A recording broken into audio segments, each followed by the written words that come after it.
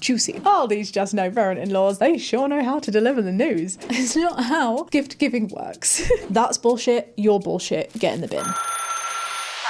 You're through to 1-800-DRAMA, the show where you share your biggest dilemmas and I help you navigate them. I'm Shaaba, and with your help, and sometimes mine, let's help people figure out if they are the drama, because sometimes you just need an outside perspective and we can all expand our own mindsets along the way. Are you ready to dive deep into the a-holes? Let's go. Hi peaches, it's Shaaba. Welcome back to my channel and thank you for clicking on another episode.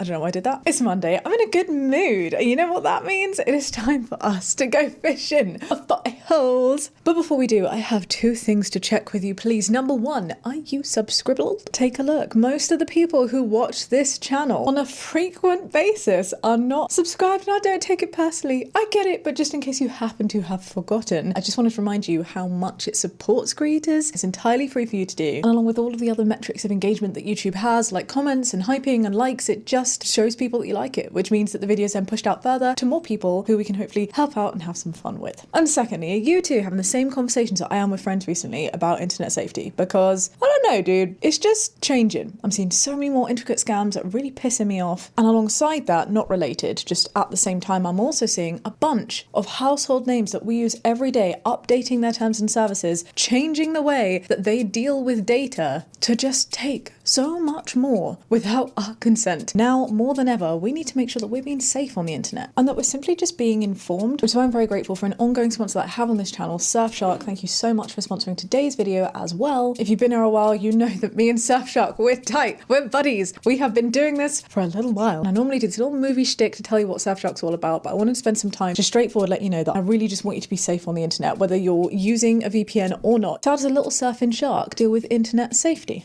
His main job is to mask your IP address, encrypting and securing your data whilst blocking malware, ads trackers, and phishing attempts, because there are a lot of naughty people on the internet. And alongside all that technical geeky protection stuff, it also has some extra bonuses too. Surfshark can even unlock lower prices because certain prices are actually geo-based. Flights and hotels being a primary example can be much cheaper when you connect to certain countries via the VPN. And another benefit that's really handy is it unlocks content libraries worldwide. So if you want to access shows or movies that have just dropped in other countries not yours yet, Surfshark baby! Or if you're traveling and you're like, oh, I need my fix of Bob's Burgers, which was totally me the last time I went on holiday, Surfshark baby! The thing that I really like is the cookie and pop-up blocker. I don't know about you, every time I'm going onto a new website and I can't even find the freaking button that allows me to dismiss or change the ad preferences. I swear they do that on purpose. It's not fair. We deserve to be able to be in control of our data and say what we want to say yes to. So with things like the pop-up blocker, you don't need to worry about that anymore. It just doesn't even show. And speaking of tracking and informed consent, Surfshark also have a no activity logs policy, which means that they do not monitor, store, or track what you do online. What's the catch? There's no catch, but there is a little discount code for you. So if you're interested, you can head to surfshark.com/Shaaba. Or you can also use this cute little QR code right here. And when you use my code Shaaba at checkout, you'll get an extra 4 months free of Surfshark VPN. And if you don't like it, there's a 30-day money-back guarantee. So there's absolutely no risk and no drama here. All the info is downstairs in the description box. For now, let's get on with the show. Drama. Am I the drama for telling my mum I want to leave the country? Oh no. This is another conversation I've been having a lot with various people who are also just not happy with the state of the world and are like, yoink. I float the idea, right? Jamie's just like, you're absolutely insane, of finding like a little island or a little piece of land that we can all like chip into and buying like a massive, like multiple acre piece of land, right? And you build your own little houses on it and it's just for like cool, like-minded people. And you enforce your rules like a little community and everyone has a great time. And Jamie was like, Shaaba, that's how cults begin. And I was like, oh. Anyway, let's see if we can help this OP out. This happened a few months ago and I still wonder if I was the drama for hurting my mum. I'm 20 years old and I've been moderately sheltered for my whole life, from being homeschooled in middle school to online school in high school, and on top of that, living in the middle of absolutely nowhere. Wow, this is very sheltered. I just did a video with Rolly on insane parents. It's over on his channel. And we had a lengthy discussion about homeschooling. I really think that that emotional development and that social development is so important. And I know that governments do hold parents who homeschool And especially when parents are the ones homeschooling, like not employing teachers to do it, but parents who actually have no qualifications, it really concerns me. I know that governments do have some of an overview of what's going on in homeschool sections, but I do think it must be absolutely enforced that if you're being homeschooled, you have to have other ways to socialise. So I can only imagine, OP, what that must have done to you and your just sense of self, you know? OP says, I've never really had friends my age, besides cousins, and I don't even know what it's like to just exist without parental supervision. My mum is not hindering me from any of these things. It just happens to be circumstances of where we live and my decision of doing online school in high school to graduate early. Interesting. I'm really glad to hear that that's on your basis, like you chose to do the online high schooling. But I will just point out that even if your mum's not hindering you and saying, no, you can't go out, I would say, like, as a parent, it's your responsibility to make sure that your kid's developing. If you have chosen to move yourself to an area where there isn't a lot of socializing, you need to get your butt in a car and encourage your kid out there to do more. Obviously, if they want to, but, you know, like to go to the club, to facilitate and make that easier because you have put them in a remote location. OP continues, recently, my mum asked what I'd want to do when I had the money to move out, and I told her that I wanted to leave the country. It's not that I hate my family, I love them dearly. Truly, I don't know where I'd be without my parents or my siblings. It's not them leading me to want to leave, but my lack of life. I feel like I haven't truly lived. I don't know who I am without my parents, without my family. I know family is important in your life, but I don't even know what it's like to wake up and want to go out without my mum. She's like my little sidekick. We do everything together, but I want to know life without it. I want to be forced into situations that I have to figure out on my own, not relying on my mum, and I want to leave this rural area that has been somewhat like a prison. I don't want to be confined in the state, let alone the country. And I want to find myself in a place that doesn't lead me back to this rural area. Do you know what? That sounds like a lot of intelligent and emotionally mature self-reflection from OP. I get it, at the age of 20 you're an adult, but it's still quite young, especially when you consider the lack of context and experience that OP is like very clearly recognizing they want to develop. To me, this doesn't sound problematic whatsoever. I would totally understand it as a parent, and of course you're going to be sad. The idea of like not being able to constantly see your kid right there and then, but that's a problem for you, mama. That's not a problem to put onto your kid who's wanting to fly away. Sorry, my head just went to that Hannah Montana song. The Hannah Montana movie is absolutely amazing. And there's this little father-daughter duet, and it's just so cute, and it's just so wholesome, like the little guitar ding ding ding ding, and then the butterfly fly away. Oh, so cute, so pretty, I love it. My point is, I see OP, I would support that, and I don't see any world right now in which you are the drama, especially with how in tune you are with being like, no, it's not because of you. I need to do this stuff for myself. I want to know that I can leave and not have to feel a need to come back here. I don't want to have this unhealthy dependence. Like, who can be mad at their kid for wanting to grow? OP says she ultimately got upset, told me that she thought she'd raised children that wanted to live near her. Oh, now that's a bit of a red flag. That's like saying, I raise kids wanting to be a doctor. Like, it's not your life, babe. You can't make that decision. But the last thing OP says I'd ever want to do is live anywhere near this rural area. It reminds me of all of the years that I've had no friends, no social life, and absolutely no one to talk to. It reminds me of all that I missed out on and what could have been, which is why I don't ever want to live here in the future permanently, because if I had kids, I'd never want them to live the way that I did. I had a great childhood, I was happy, but living in the middle of nowhere with no friends and no social life can be detrimental to a growing child's mind, traumatizing in a way. I'm really glad that OP used the word traumatizing, and we'll come back to this point, but let's read the rest of the post first. OP finishes off by saying, we didn't talk the rest of the night, and I heard her later that night telling my dad and sounding upset. She doesn't believe in the whole finding yourself thing, but she never had to because she wasn't sheltered. She's even admitted to potentially giving us trauma from the lack of social life / living in the middle of nowhere. And now I could find myself here in the state where I can still meet my family on weekends or on holidays, but I want to be somewhere that I can't fall back on them. Somewhere far, far away so I can find myself and in some time come back. Am I the drama? No, OP, you are not the drama. I will say though, I have a feeling your mum may be a little bit of a moldy brownie. I'm just putting that out there. I'm not saying this is absolutely the case, but there's something that's just been bubbling within me that's not quite right. And maybe this is an over-exaggeration, maybe it's not, but I think it's really useful in these situations to acknowledge that there could be multiple things happening. There is one potential where your mum is really kind, really loving, hasn't done any of this intentionally, truly just loves your company, didn't realise that the non-socialising is a problem. But there is also another possibility, and the reason this is coming up in my mind is because there's a couple red flags here. Number one, you're saying she's already admitted to potentially giving you trauma from the lack of social life and living in the middle of nowhere. That is an active choice that she has made, and not just made, but made and acknowledged the outcomes of that she has not attempted to repair. That's the first thing. And secondly, the red flag of that phrase, man. I thought I raised children that wanted to live near me. Like, that is not for you to control. That is not you staying in your lane, and that does sound like really controlling parenting. And I cannot help but think, I'm just asking the question, not saying this is what's happening. Was it really your choice choose to do online high school? And was it really just because you're in the middle of nowhere, a lack of circumstances, that you haven't been able to make friends? Because if you are able to live in an area, assuming you're not taking a ferry for 30 minutes across an island to get to the mainland, where if you need medical attention, you need to be helicopter airlifted off of where you are. That is what I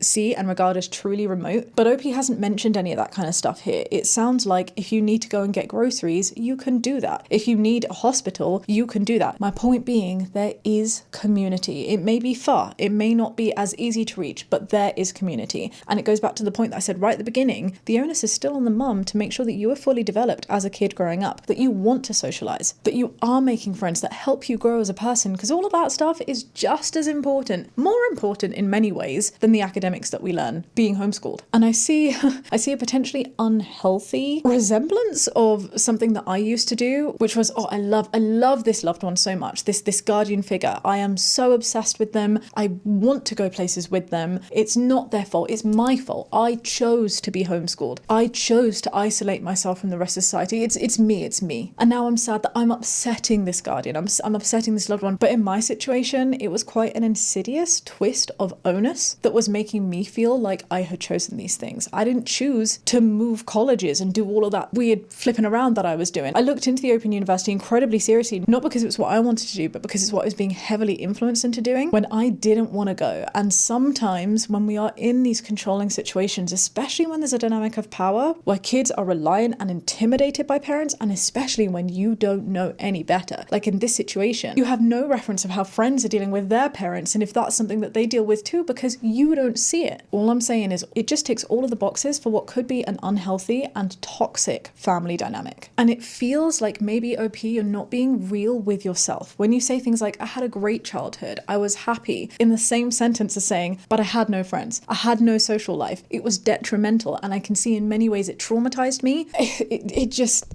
there's a, and it is the case that both things can be true, and you can recognize the joy and the value in a sibling network. And it's healthy to be able to say, and I dislike you, parent, for that. I'm not happy that that's something you did, and this is why I'm trying to rectify it. And because it feels like you're not able to say that, that's where my mind goes to a little bit of a red flag moment. Should we see what other people have to say? I'm very intrigued about this one. Not the drama. Your mum asked a question and you answered. She's old enough to know better than to ask a question that she only wants one specific answer to. That is a great point. And children have no obligation to cater their lives to their parents' wants or expectations. Absolutely. I don't know who I was speaking to recently. It may have even been on the podcast, but somebody said birth is non-consensual. And it blew my mind. Like, we don't choose to be here, but we can choose what we make of the life that we have. And we deserve for it to be what we want. Beyond making the choice to bring you in this world, your parents at that point should just be safeguarding you and growing you in a way that allows you to make your own decisions. It's as simple as that. It's not surprising that your mum has feelings about what you want in your life, but her feelings are for her to deal with like a mature adult, not for her to make her children responsible for. I totally agree with this. And that is where I think it gets really toxic. Making you feel bad for wanting to live your own life. For you to butterfly fly away, I've been waiting for this day, spread your wings and make your dreams come true.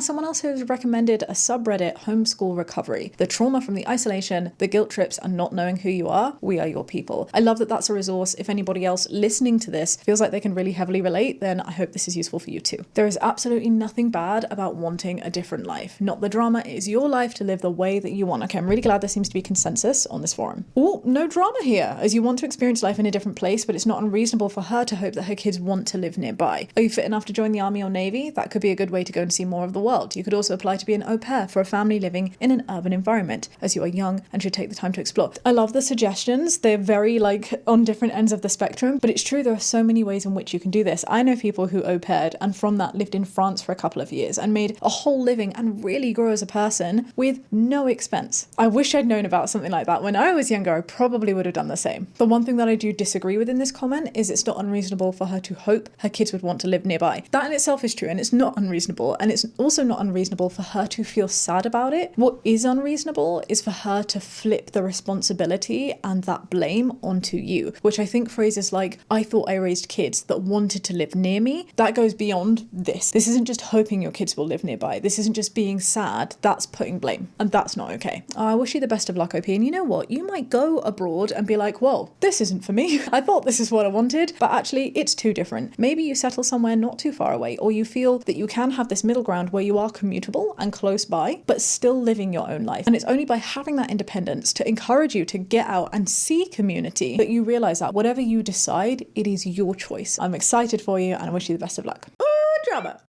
Am I the drama for yelling at my best friend at my birthday dinner? I am a 20-year-old woman. I just had my birthday dinner at a restaurant. I invited a bunch of people, including a girl that I'll call Peach. Oh, this isn't even from Hello Peach. What a great coincidence. My best friend doesn't like Peach. Not for any valid reason. She couldn't even tell you why. At dinner, people were sliding into seats. Peach sat next to me and my best friend just stood there looking annoyed. I told her, sit across from me. It's not a big deal. I'm confused because I'm also assuming if you're like inviting a bunch of people and it's your birthday dinner, you're going to be in the middle. So there's two sides. But at the same time, I totally agree. Sitting across is also not a big deal. Some people actually find it better. I'd love to poll this actually. If you often go to restaurants one-on-one, drop a comment, let me know. Do you prefer to sit with your loved one facing them across a table or sitting next to each other? Because often at restaurants you get both options and I much prefer sitting next to someone, but Jamie's always preferring to be across. And I can't tell which one is more romantic. Anyway, Opie continues, sit across from me. It's not a big deal. She reluctantly did and then went silent. She gave me looks and she pulled out her Kindle to read in the middle of dinner.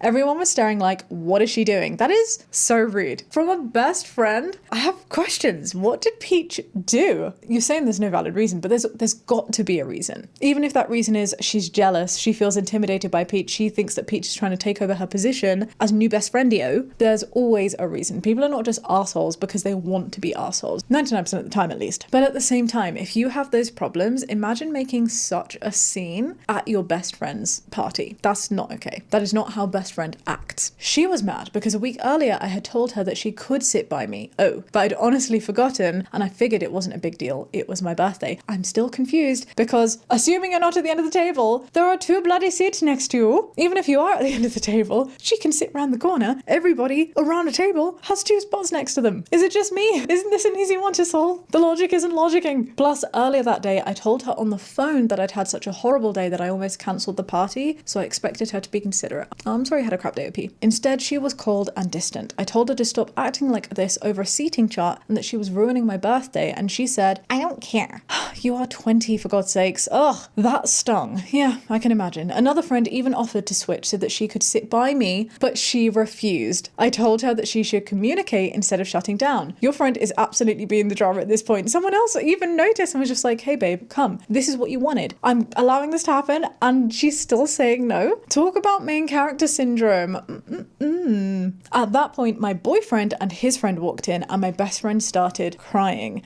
Clearly she's feeling some kind of way, but I'm still finding this very annoying. I was annoyed, there we go, because I didn't understand why she was crying. Our dynamic has always been her pushing my buttons, me yelling, and her laughing because she thinks it's funny. So I thought she was trying to rile me up like usual, especially since she knows that I hate it when people shut down instead of talking. She cried for almost an hour and then ignored me. Okay, OP, I just have to say, as far as best friends go, this isn't a good one. Let's just take Tally here. She asked for something that you mistakenly, in good faith, I'm going to take that, as you have written it, in good faith, forgot about. She had the opportunity to rectify that and didn't do it. She made a massive scene, and I'm not even saying just the crying, but like getting out a Kindle, that is so antagonistic. The way that I'd want to pick that up and dunk it in the pitcher of whatever drink is on the table, I wouldn't, but I would want to. You then said, hey, let's talk about it. You opened up the chance for healthy communication. After she had the ability to get exactly what she wanted and refused to take it, she didn't take that. She then starts crying for a long time and then continues to ignore you, not talking about it. You then acknowledge that this is not new. This is your dynamic. She always does this, and she's still your best friend? Really? These playground games, I am not here for them. And if someone doesn't like that, if they're bringing that level of negativity into your life unreasonably, where this doesn't have to happen on your birthday, no less, kick her to the curb. into the bin, drop them like a hot shit. They are not worth your time. By the end of the night, OP says, we actually had a good talk. We both cried, laughed, and I thought things were fine. But 2 days later, she texted saying, I embarrassed and humiliated her and that I shouldn't have yelled at her in public. She said she was silent because she was trying not to cry after I yelled at her the first time. Ugh. Since then, I've been nothing but apologetic. I feel awful for embarrassing her and I've shown her a ton of sympathy, but she hasn't shown any sympathy for me, not even acknowledging that her behavior hurt me too. She literally said she doesn't care. So I'm at the drama. Okay, I do want to point out, as much as I'm on your side and that this is like not a good friend for you to have, certainly not a good best friend for you to have. The one thing that I do think is important for you to take accountability for, and you clearly have, right? So I'm not saying that you're wrong and it's not even enough to call you the drama, in my opinion. It's just something I want to point out, is when someone is crying and being upset, it's not a good idea to, what do they say? Sit on them when they're already down, squash them when they're already down. You know what I mean? They're obviously upset and it can be difficult. I can understand, especially if you're saying this is your normal dynamic and she responds to this like, this is what I perceive to be tough love. This like, snap out of it, you're being rude, come on. And then, you know, you move on. If that's what you're used to doing, I can understand why you might fall into this cycle, but this cycle is still unhealthy. It's not kind on either of you, but I still maintain you're not the drama. Strongly and wholeheartedly not the drama. Oh, my tummy twinged a little bit that, because I was just like, hang on a second. But she did say that she wanted to sit next to you. But then the other side of me is like, yeah, but people make mistakes and it could have been rectified. You gave her the bloody opportunity to sit next to you, which is such a stupid thing to be arguing over anyway. Come on, 20-year-olds, jeez. And she still didn't do it. And now you have apologized. You have said, I'm so sorry. I feel awful for embarrassing you. She has not said that to you and she has more reason to apologize than you do. She has done more embarrassing things. She has done more hurtful things than you have done. I really hope that you can objectively consider if this is a good friendship for you. And all of that will depend on what you've seen on this forum. So let's see what other people have to say. You are both acting like 13-year-olds. How exhausting for everybody around you. Do I agree with this?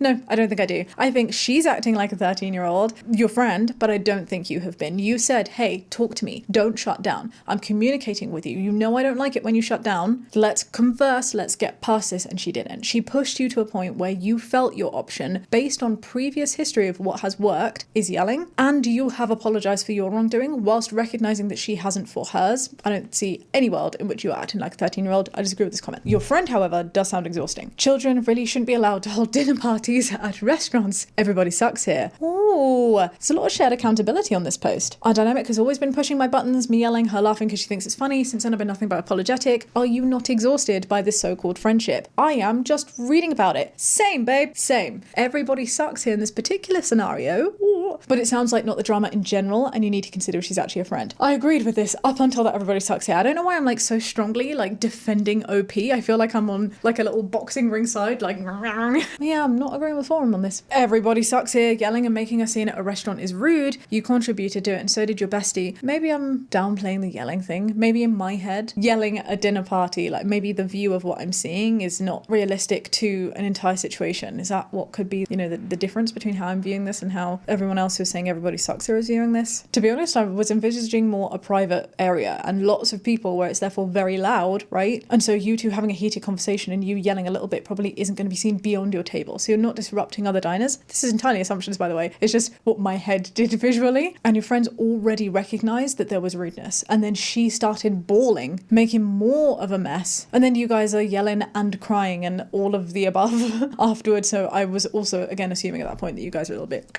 drunk. I guess my point being, I didn't see you as making the scene. Your friend absolutely started the scene. You attempted to bring a fire extinguisher to said scene, and she bopped it. It's a terrible metaphor. Where's Jamie when you need him? I don't agree with everybody sucks here. And that's okay. We can have different badges. I'm probably being influenced and biased by my own experiences in life, as other people are. And there's often no one right badge for these situations, which is why it's so mind-opening to be able to explore these grey areas. I am very interested in what you have to say, though. Do you agree mostly with the forum in an everybody sucks here manner? Do you agree more with me, with a not the drama? Or do you think OP is a drama? Get your little tushies downstairs. Let's have a chat, but remember to be kind. We can all disagree with each other without judging people for sharing their reasonable things in a very vulnerable and kind-hearted way. Am I the drama for turning down parts of an extravagant vacation given as a gift? Ooh, how do you turn down parts of a vacation? I'm so intrigued. OP says, so my significant other, we are both in our 30s, were recently married. Congratulations, my love. And my significant other's parents, I knew it was going down this route. When you say extravagant vacation, turning down parts, I was like, oh, this sounds like I just know mother-in-law to me. Let's see though. Try and keep an open mind. Not tainting the stepmom before the brushes hit the pan.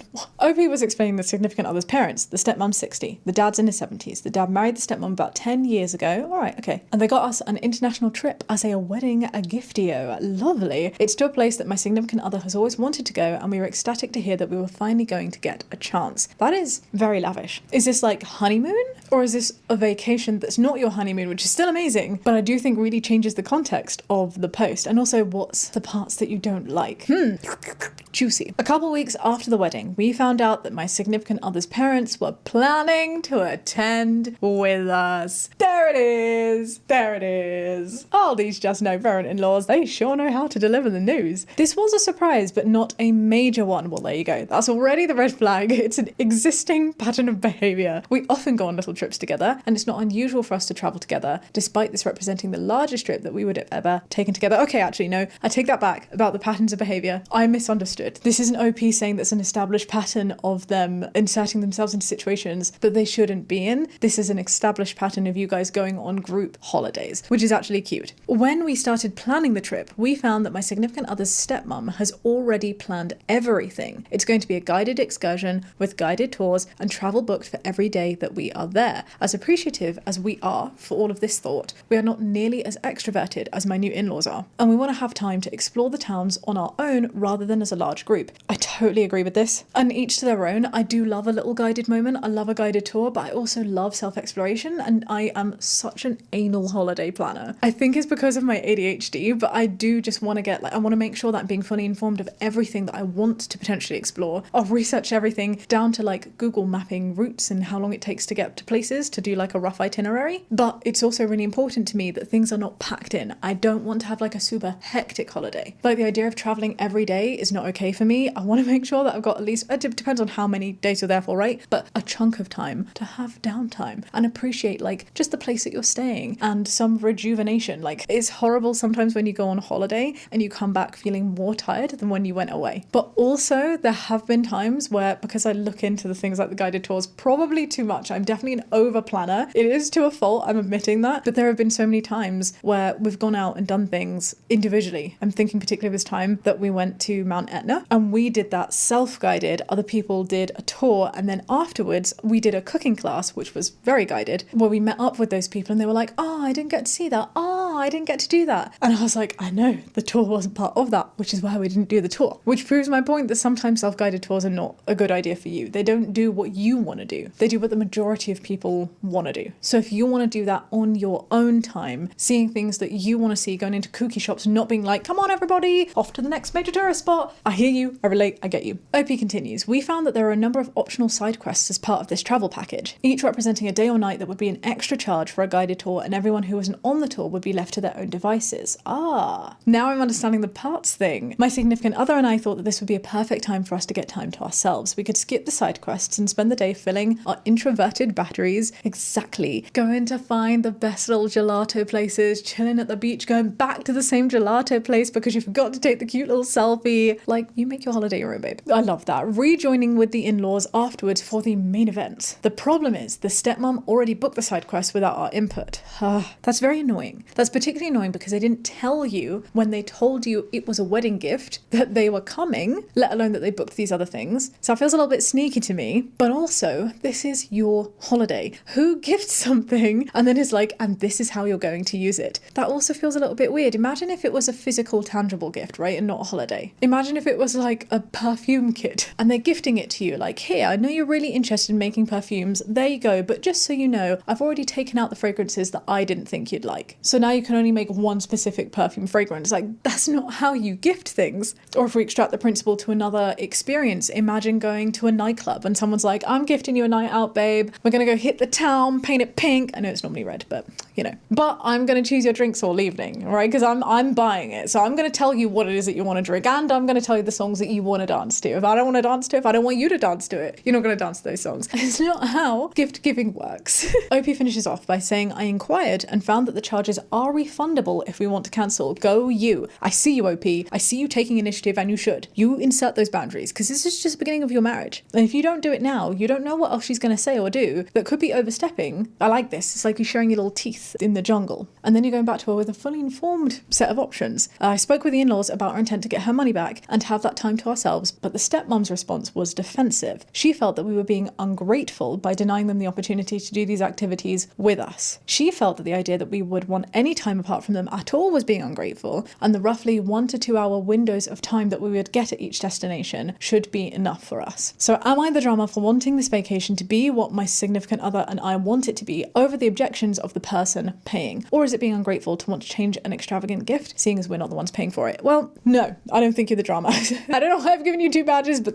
that's how strongly I think you're not the drama. And here is why. I hear that someone else is paying for this, but there are 2 points that make me feel really strongly that you're not the drama. The first is, as we've said, it's not how you give to give, and it's not reasonable to give someone a gift and force them to use it in the way that you want them to use it. There is no world in which this is okay, and I think what you're proposing is actually really reasonable. You're not saying, hey, I actually don't want to go on holiday with you.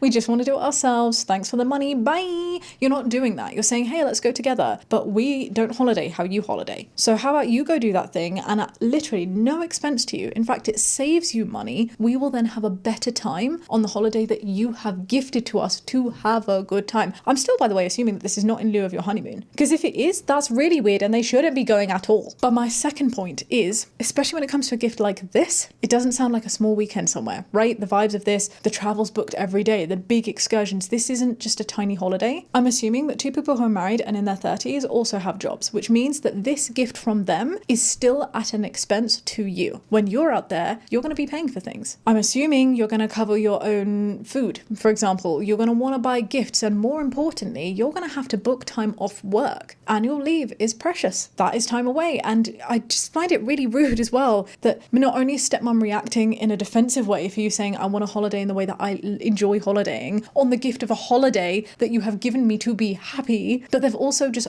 booked the dates and they've booked the side quests already without even conversing with you. This isn't like a perfume set where you can get it and if you don't like it, be like, oh, cool, I'll stick it in the corner for a bit. I'll see if my opinion changes later. This is a booked time. This is a booked thing that you are automatically committed to. That is also at an expense to you, with annual leave, with having to now disrupt your work schedule, catching up with stuff at work. Maybe you have social things planned at this time. I don't know. The extra gifts, the extra money that you inevitably have to spend, even if the main basics like flights and accommodation are covered. And if you are paying for things on a holiday that you wanted to go on, that you're probably only going to do once because you were ecstatic to hear and you've always wanted, like, this is a dream destination for you, you deserve to have an input on how that goes down. So there you go. Even though it was an accident, I stick with my 2, not the drama badges. I'd be very disconcerted if anybody else disagrees. You want your vacation to be a vacation, not a blizzard of events and commitments. It's perfectly reasonable. That said, it's not all clear that there's anything but misguided generosity on the other side. So no drama here. But this person's crossed that out because OP's actually responded to this and said, does it change your response to explain that when I told them about our intent, they said that we have no right to question the plan and that we must go on the side quest with them. It's less the generosity that I'm having problems with, it's them denying us the ability to change the plan at all. And the original commenter said, not the drama, these people are wacko bullies. I wouldn't go as far as saying they're wacko bullies, but I do think that they're misunderstanding what a gift is and not being fair to you. At the end of the day, someone can say, hey, I'm gifting you bungee jumping, but if I don't want to bungee jump, it's my freaking time. I don't want to bungee jump. And with people that you love, you should be able to say and communicate what would make you happier and be able to find a compromise where you can all work together. That lack of compromise is a problem, and I'm glad you're asserting your boundary, because this is definitely a just no mother-in-law. It was never a gift. It is an attempt to control. If you do go on this trip, they'll control your destinies, marital choices, and children, if any, forever. This is very dramatic, but this is my point about the boundaries. It starts with a cookie. That's not a gift. It is a summons. Imagine that. Your dream holiday being compared to like jury duty. Cancel as much much of it as possible, but have your significant other do it, not the drama. Do you know, that's a really good point. I'm really glad that's brought up. I hope that this communication is not just coming from you, especially if it is your significant other's parents. You should be having a united front on this. And if they're just stepping back whilst you're taking the brunt of it, that's not okay. And highlights a bigger issue too of why maybe the in-laws are feeling like they can act like this. Nobody wants to be married to a doormat. Mother-in-law, I bought you a ticket to hell. Why aren't you grateful? All right, this final submission is from a fellow Peach over at the 1-800-DRAMA subreddit. Let's see if we can help a Peach out. Am I the drama? I have no idea what I did wrong. Ooh, that is very vague. Hi Peaches and possibly Shaaba and or Jamie. Hi Vib, I am 23 and non-binary and I was recently on a trip out with my parents, who I currently live with. I recently graduated college and moved away from my toxic ex. Congratulations on graduation and your newfound freedom. It's normal for us, says Vib, to go out on family lunch dates and discuss future vacation plans. Oh, there seems to be a theme. And so we went out to a winery for lunch, drinks and some vacation chats. During the outing, my dad mentioned an all-you-can-eat seafood buffet that he wanted to go back to. I expressed interest and immediately following, my mother joked, "So much for your weight loss plans, huh?" Ew, no, we don't like a toxic mother. For context, says Vib, I've struggled with disordered eating for my entire life and I've had trouble staying fit in a healthy and safe way. I've been trying to be more active for a few weeks before. Knowing this and assuming your mum knows this, that makes that comment so problematic. And of course she knows it because she's literally referencing your weight loss plans. Hearing that comment shut me down completely. I mumbled that I didn't like what she said and went quiet for the rest of the meal, trying to process it all. I'm so sorry, Vib. That's horrible for you. After a bit, my mum started getting agitated and demanding to know why I was sulking and pouting. Really? She has no idea? Whilst repeatedly defending her insensitive joke. Well, there you go. That clearly shows she knows it was her. She's probably feeling a mix of embarrassment and shame for saying it and for making you act this way, and is now trying to deflect and be like, it's your fault for not being able to take a joke. Well, for any Peaches who are new here, know that this is the biggest thing that will lead to spicy mama Shaaba. You do not get to say something that is rude and offensive and then dress it up in a suit as a joke and expect people to be okay with it. That's bullshit. You're bullshit. Get in the bin. This led to a massive fight, says Vib. When we got back into the car, she accused me of trying to make her look bad. She can do that herself, and martyring her, and wouldn't stop. It's been a week and she refuses to have any further discussion on this. My father took my side and agreed that she took things too far, but also said that I was partially to blame for taking things too personally and reading into things that aren't there. Your dad's a doormat. You didn't read into things that weren't there. It was there. She pointed it out and then she doubled down and tripled down, and he can't stand with conviction because whilst you get to go home, he has to live with your horrible mother. Sorry, I'm being like really rude, but this situation is really rude. She has been really rude and I hate the manipulation involved. You don't deserve that. I genuinely don't know what I did that was wrong and I'm conflicted. So am I the drama for how I responded to an insensitive joke? No. Oh my goodness, not the drama at all, babe. Not the drama at all. I'm so sorry that you had to put up with that. Your mum sounds like a really toxic presence, and I can't speak for you and your weight loss plans. I'm not judging you if you want to lose weight. I'm not judging you if you don't want to lose weight. I am wanting to make sure that you're doing it because you want to. And if those are health-led, like I know that weight and health are not always hand in hand, but I know firsthand, for example, as somebody with PCOS and with a history, like a family history of diabetes, my weight is linked to my health in some ways. So I totally understand your reason. But you know what's really unhealthy? Being bullied in this way and being told that you can't even do things like going to a seafood buffet. The reality is, as someone who has dieted a lot and who is always thinking about things like weight, especially in light of IVF journeys that I'm going up into, like I'm quite conscious of the food that I eat. I've taken a lot of courses on food management and just thinking about the healthiest ways to maintain and stabilize my weight as someone with PCOS, and the very consistent messaging is do not deprive yourself. That doesn't help at all. The healthiest situation is that you can go to this all-you-can-eat seafood buffet, enjoy yourself whilst you're there, and either treat it as a bit of a cheat day, have a great time, except the fact that on this one specific occasion, which isn't happening every day, you are overindulging in a way that you don't normally do. Or alternatively, go to the seafood buffet and still maintain healthy practice. Just because it's an all-you-can-eat buffet doesn't mean that you need to eat 20 plates. You can still try different things and you can still eat multiple plates, but with smaller portions. Whatever works for your body. And of course, this is all only if you are wanting to lose weight for the right reasons. And I say all of this not to encourage you to lose weight, but to highlight that your mother's suggestion of not going and shaming you for going does nothing more than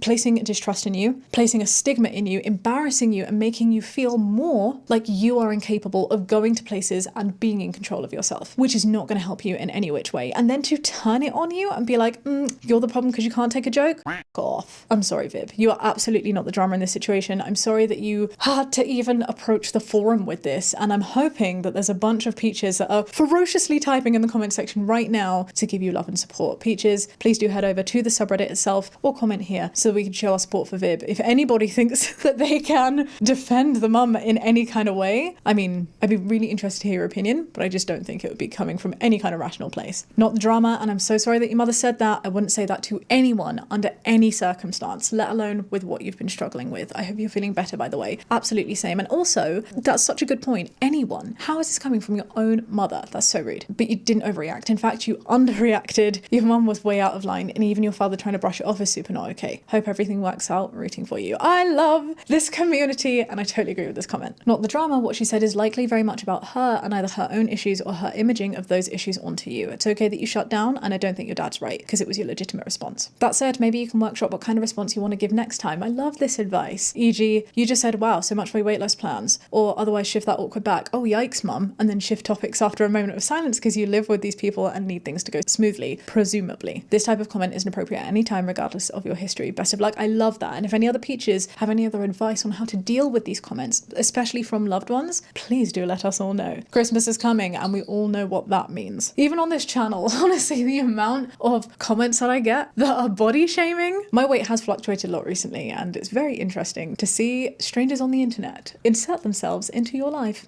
Delicious. All right, Peaches, thank you so much for joining me on today's episode. I hope you enjoyed it. I hope you found it useful. I hope it helped you grow in some sort of way. I know it definitely did me. If you enjoyed this episode, do give it a thumbs up. Subscribe if you'd like to see more. If you're listening to this on a podcast platform, remember you can rate it out of 5 twinkly stars. And don't forget that Surfshark is there for your needs also. I'll catch you next time with another episode. Be kind and have a great day. Bye.